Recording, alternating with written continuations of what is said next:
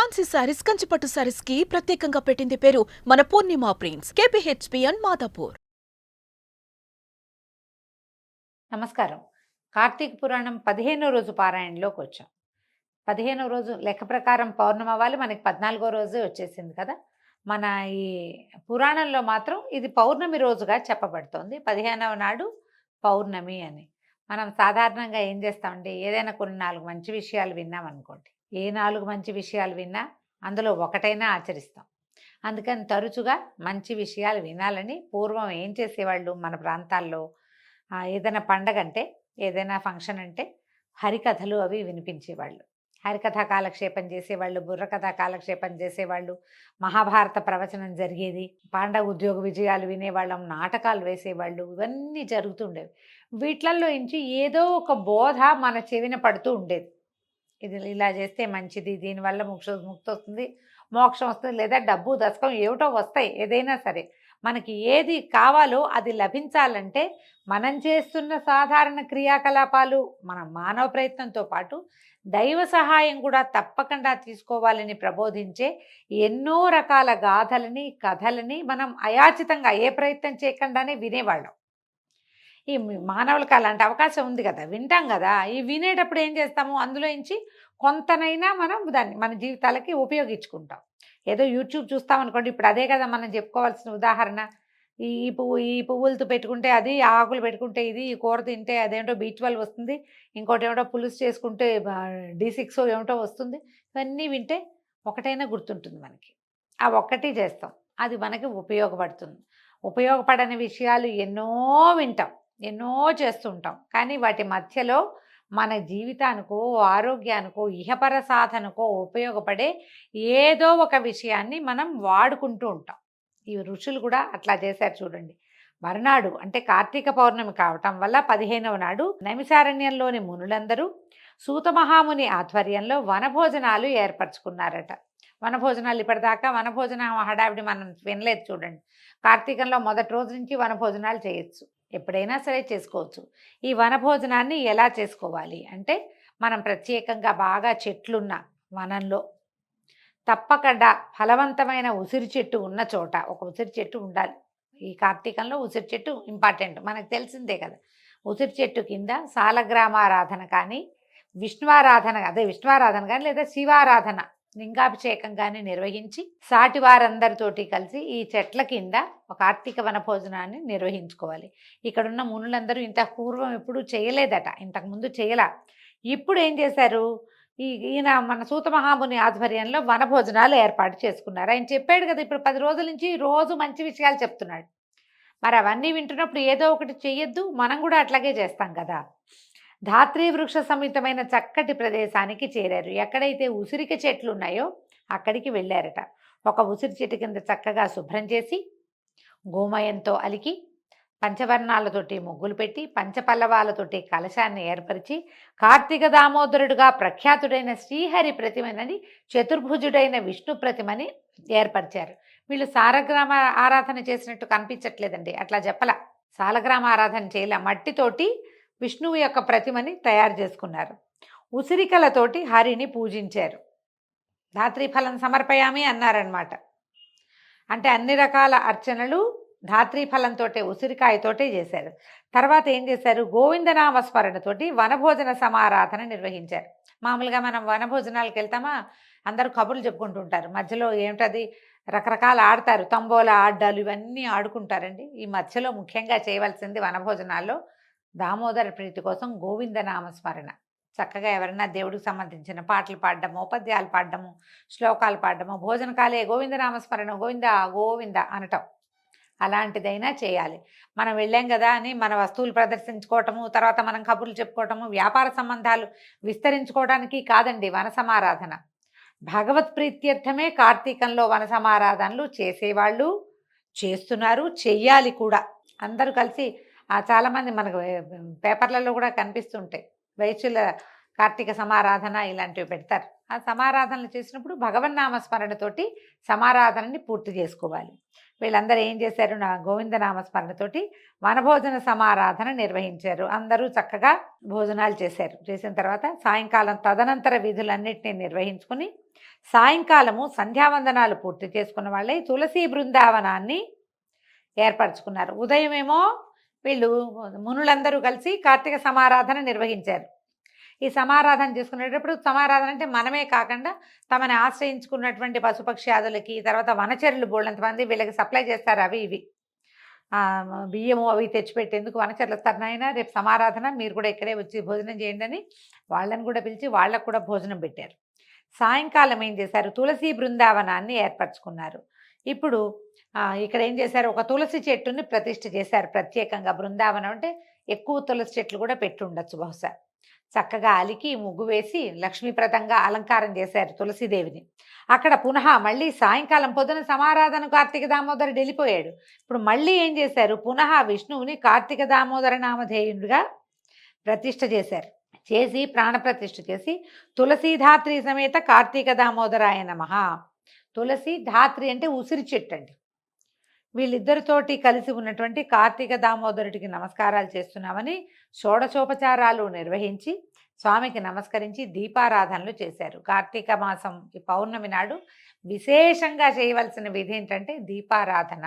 ఎంత దీపాలు పెడితే అంత మంచిది. మనము 365 ఒత్తులే వెలిగించుకోవటం కాకుండా వాకిళ్లలో, పెరళ్లలో, తులసిదా సమీపంలో ఆకాశ దీపంతో సహా అన్ని రకాల దీపారాధనలు పౌర్ణమి నాడు నిర్వహిస్తే మంచిదట. ఇక ధ్యానము, ఆవాహనము, ఆసనము, అర్ఘ్యము, పాద్యము, ఆచమనము, మధుపర్కము, స్నానము, వస్త్రము, ఆభరణము, గంధము, పుష్పములు, అక్షతలు, ధూపదీప నైవేద్యాదులు, పుష్పహారాలంకరణ, అనేకానేక స్తోత్రనామావళులతోటి నమస్కారాలతోటి షోడశోపచారాలు నిర్వహించి కార్తీక దామోదరుని తులసీధాత్రి సమేత కార్తీక దామోదరుని పరిపరి విధాలుగా పూజించారు. అక్కడి నుంచి ఏం చేశారు, ఇంతకుముందు మనం దీపస్తంభం చెప్పుకున్నాం, ఇక్కడేమో దీపాలు పెట్టారని చెప్పామా. ఈ దీపస్తంభానికి ఏం చేశారట, చిలవలు పలవలు లేకుండా ఉన్నటువంటి ఒక మొద్దులాగా, ఒక అంటే లాగ్ కలప, అవి లాగ్స్ అంటాం కదా మనం, ఏమన్నా దుంగ, అలాంటి దుంగలని ఒక కలప స్తంభాన్ని తీసుకొచ్చి దాన్ని నాటారట. నిలబెట్టడం కాదు, కొంచెం భూమిలో తవ్వి దాన్ని నాటారు.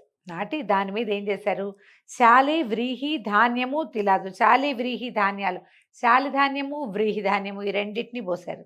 దాని మీద ఒక మధ్యలో నువ్వులు పోసి నువ్వుల మీద ఆ పైన ఆవు నేతితో దీపాన్ని వెలిగించి శ్రీహరికి పరమప్రీతితోటి అర్పించారు. దీపస్తంభం ఇప్పుడు మనం ఏం చేయొచ్చు, కార్తీక పౌర్ణమి నాడు వాకిట్లో చక్కగా ఇంత పొడుగాటి దీపారాధన కుందిని వెలిగించి ఆవు నెయ్యి పోసి, నెయ్యి పోసిన తర్వాత ఒత్తులు వేసి, ఎప్పుడునండి మొదట ఒత్తులు వేసి తర్వాత నెయ్యి నూనె పోయకూడదు. నిండుగా సాధ్యం త్రివర్తి సంయుక్తం అన్నారు. మొదట ఆజ్యం నింపి దాంట్లో అప్పుడు ఒత్తులు వేసుకోవాలి. ఈ ఒత్తుల్ని అప్పటికప్పుడు వెళ్తే ఒక్కొక్కసారి వెలగవండి, కొరుక్కుపోయినట్టు అయిపోతాయి. దానికి ఏం చేయాలి, అసలు ఈ కార్తీక మాసం అంతా కూడా మనం ఒత్తుల్ని ఏదైనా ఒక డబ్బాలో పెట్టి చక్కగా ఆవు నెయ్యి కొంచెం కరగనిచ్చిపోయటమో లేకపోతే నూనె పోసి ఒత్తుల్ని నానబెడితే చక్కగా నిలబడి కాలుతాయి, ఆహుతి కూడా అవుతాయి, వెలుగుతాయి ముందు వెంటనే. మనం వెళ్ళేది కొసలు మలిపి వేసేసుకోవడమే. నూనెలోంచి తీర నూనె బాగా నిండుగా పోయకూడదు, తడిసేలాగా పోయాలి. ఎక్స్ట్రా ఉన్న నెయ్యి అవి నానిపోయాక ఎక్స్ట్రా ఉన్న నెయ్యిను నూనెను వంచేసుకుని మన పెద్ద డబ్బాలో పోసేసుకుంటే ఈ నూనెతో లేదా నేతితో తడిసిన ఒత్తులు చక్కగా వెలుగుతాయి. మనం 365 ఒత్తులు వెలిగించేటప్పుడు కూడా ఇదే పద్ధతిని అవలంబిస్తే చక్కగా వెలుగుతుంది. అప్పుడు ఏం చేశారు, ఆవు నెయ్యితోటి దీపాన్ని వెలిగించి శ్రీహరికి సమర్పించారు. ఆ తరువాత ఆ వెన్నెట్లో ఆ దీపాల వెలుగులో శ్రీహరి సన్నిధిలో కూర్చుని వీళ్ళందరూ కార్తీక మాసం మొదలుపెట్టిన రోజు నుంచి తాము చెప్పుకున్న స్కాంద పురాణాంతర్గతమైన విశేషాలు ఏమిటది, కార్తీక సోమవార వ్రతము, కార్తీక పౌర్ణమి స్నానాది పుణ్య సంచయ కథాస్వరూపాలైనటువంటి తత్వనిష్టోపాఖ్యానం. తత్వనిష్ఠుడనే బ్రాహ్మణుడు, ఆయన 3 బ్రహ్మరాక్షసులు వెంబడబడ్డము, పడితే ఆ 3 బ్రహ్మరాక్షసులకి ఆయన ఎట్లా మోక్షాన్ని ఇచ్చాడు.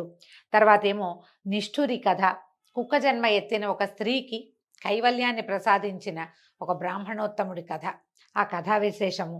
తర్వాత శత్రుజిత్తోపాఖ్యానం, శత్రుజిత్తు కథ. ఆ తర్వాత వనభోజన మహిమ, ఎట్లా అడవుల్లో ఈ మన వనభోజనాలు చేస్తే తోటల్లో, దొడ్లల్లో, పెరళ్లలో, చెట్ల కింద భోజనం చేయటం, దాని గురించి దాని గొప్పతనము.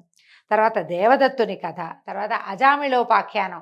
ఒట్టి నారాయణ నామస్మరణతోటే విష్ణు పార్షదులు వచ్చి అజామిళుణ్ణి తీసుకెళ్లారని చెప్పుకున్నాం. ఆ కథని పదే పదే తలుచుకున్నారు. ఒట్టి నామస్మరణతో భగవంతుడు ఎంత దయామయుడు. అయితే ఒట్టి నామస్మరణ చేస్తేనే మనకి వచ్చేస్తుంది ఆ కైవల్యం అంటే అలా రాదండి. దేశకాల పాత్రతలు ఉన్నాయి ప్రత్యేకంగా. మనం ఎక్కడుండి పిలిచాము, ఏ సమయంలో పిలిచాము, మనం పిలిచినప్పుడు కాలం ఎలాంటిది, దానిని బట్టి మనకి మోక్షం వస్తుంది. అదే అజామిళుడి కథలో చెప్పబడింది. తర్వాత మందరోపాఖ్యానం, ఏలికగా పరిణమించినటువంటి ఒక బ్రాహ్మణ యువకుడి కథ.